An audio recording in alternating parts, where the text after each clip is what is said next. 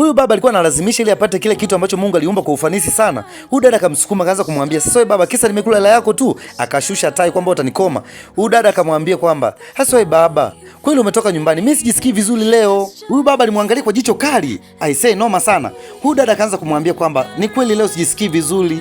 Jamani, akasema umekula hela yangu na niambia ujisikii vizuri. Hiyo hela utailipa tu. Yaani mimi nimeondoka nyumbani hata hela ya mboga sijaacha kisa nije kwako afu unaniambia sijui leo sijisikii vizuri, sijui nini na nini. Luka kwa maharage ndo kuiva kwenyewe. Mbona utanikoma?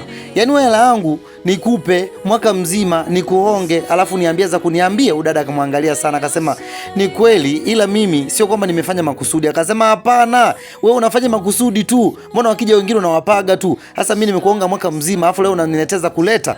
Utanipa tu. Unaniona mimi sina akili timamu na unaniona mimi ni boya, unaniona mimi ni mpumbavu. Dada akasema wewe baba jishikilie. Tena jishikilie.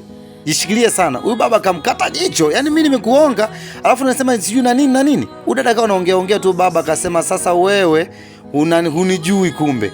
Tena hunijui. Mimi toka miaka 90 mimi nawajua nyie. Na akili timamu tu. Tena kuangalia vizuri tu. Yaani kuruka kwa maharage ndio kuiva kwenyewe. Na ng'ombe azeki maini. Sawa Mimi nina pesa zangu na akili timamu, alafu unanieteza kuleta. Leo bwana utanipa.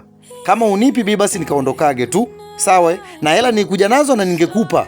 Hasa wewe kwa sababu umezingua mimi naondoka nazo. Mimi naondoka nazo. Kama nilikuonga zingine zile unafikiri mimi sina hela? Huyu baba kweli akasema mimi naondoka. Wewe ni mpumbavu sana. Kama kawaida nyuma ya maki mimi ni Ano Voice, jitu la mtumba, choma cha Mjerumani. Kwamba usipite bila kusubscribe channel ni. Thank you guys.